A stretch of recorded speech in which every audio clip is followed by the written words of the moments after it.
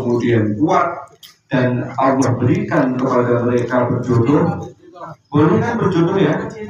Mungkin di antara mereka dinikahkan dan sebagainya, masih boleh. Kenapa?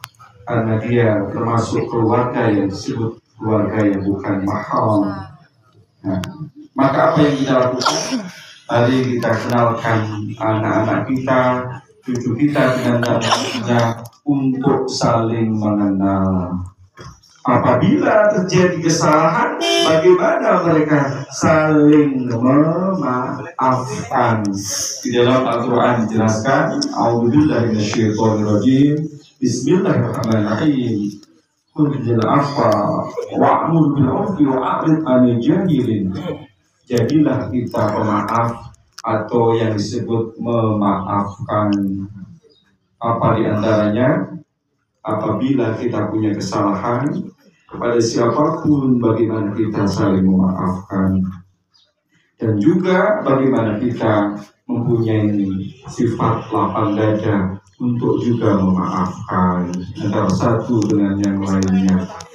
Masa di bulan Ramadan masih berbuat perilaku kriminal, di bulan Syawal yang seharusnya saling memaafkan, tetapi muncul sebuah kebencian. Na'udzubillah min dzalik.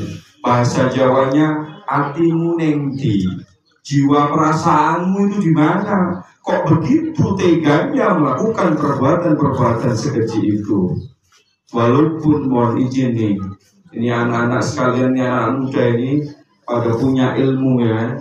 Ada yang ikut apa tadi itu? Pagar Musa, setia hati, keras sakti. Tadi yang paling keren tuh apa tuh, jurus magic apa tuh? Nah itu sama itu, seperguruan namanya. Ini anak-anak muda seusia itu tadi itu, usia 13-14 tahun, berarti kan usia kelas berapa SMP itu?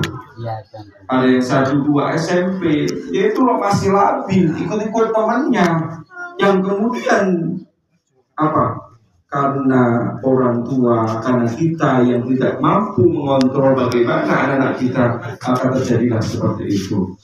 Maka apa yang terpenting, ketika anak-anak kita punya ilmu, punya kemampuan, bagaimana kemampuan kompetensi itu disalurkan pada jalur yang tepat. Betul?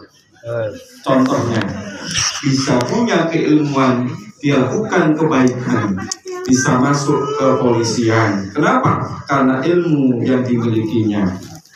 Bisa jadi mendapatkan pekerjaan yang baik. Karena apa? Karena ilmu yang dimilikinya. Maka jamaah, saudara sekalian, hadirin yang dimuliakan oleh Allah Subhanahu wa Ta'ala, bagaimana kita mampu untuk mencetak generasi anak-anak cucu kita dari Abu Khalifah adalah anak-anak cucu yang hebat seperti anak-anaknya yang soleh dan solehah. Amin ya rabbal alamin. Kenapa? Kalau anak yang soleh dan solehah itu akan menjadi kebanggaan bagi orang tuanya, yang disebutkan di dalam Al-Quran, qurrata a'yun, menjadi penyejuk jiwa bagi orang tuanya. Masa ini jadi anak bingung, tidak akur dengan kakaknya, tidak akur dengan adiknya, tidak akur dengan saudaranya, gara-gara apa? Rebutan warisan. Nah, makanya bagaimana diselesaikan dengan cara yang baik antara yang satu dengan yang lain. Kalau itu dilakukan dengan hukum Islam seperti ini caranya, kalau dilakukan dengan hukum negara seperti ini caranya, dengan cara yang disebut bagaimana tadi, lapang dada, saling memaafkan dan meminta maaf. Kemudian apa perintahnya? Wa'mur bil 'urfi, perintah untuk berbuat kebajikan.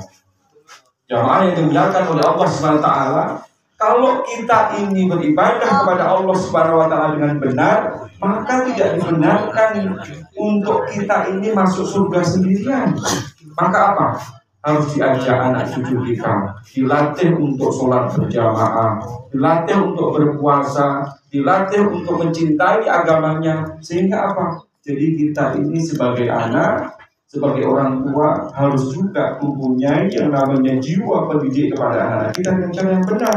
Jangan dibiarkan anak-anak kita ini, mohon maaf tadi itu, terjadinya perilaku kriminal. Kenapa? Mereka punya komunitas, mereka punya perkumpulan, mereka punya solidaritas yang tinggi tanpa didasari bagaimana berpikir yang benar, bagaimana perasaannya yang benar. Apa yang didasari? Didasari atas dasar emosional. Na'udzubillah min dzalik. Jadi apa? Kewajiban anak cucu kita sendiri yang harus dididik. Kita kenalkan mereka cinta kepada agamanya, kita kenalkan mereka dengan saudaranya, kita kenalkan mereka dengan orang tua dan sebagainya. Ini sekalian yang dimuliakan oleh Allah SWT. Yang kedua, tentang tadi curhatan mertua saya. Tadi itu sebenarnya curhatan pribadi tadi. Ibu Raisa tadi bilang, itu sama seperti apa yang dikatakan Nabi. Wahai Nabi, siapakah orang yang saya hormati di dunia ini? Kata Nabi, siapa? Mbakmu, ibumu. Kemudian siapa lagi? Ibumu. Kemudian siapa lagi? Ibumu. Kemudian siapa lagi? Bapakmu. Ibu, bapak. Jadi ibunya berapa tadi? 3. Ibunya 3 ya Pak. Lama banget. Ibumu. Ibu yang harus kita muliakan. Jadi saya bersyukur nih, masih ada mertua saya. Berapa? Berarti pintu surga saya tinggal sebelah. Ayah dan ibu saya kandung itu sudah tidak ada. Sekarang masih ada mertua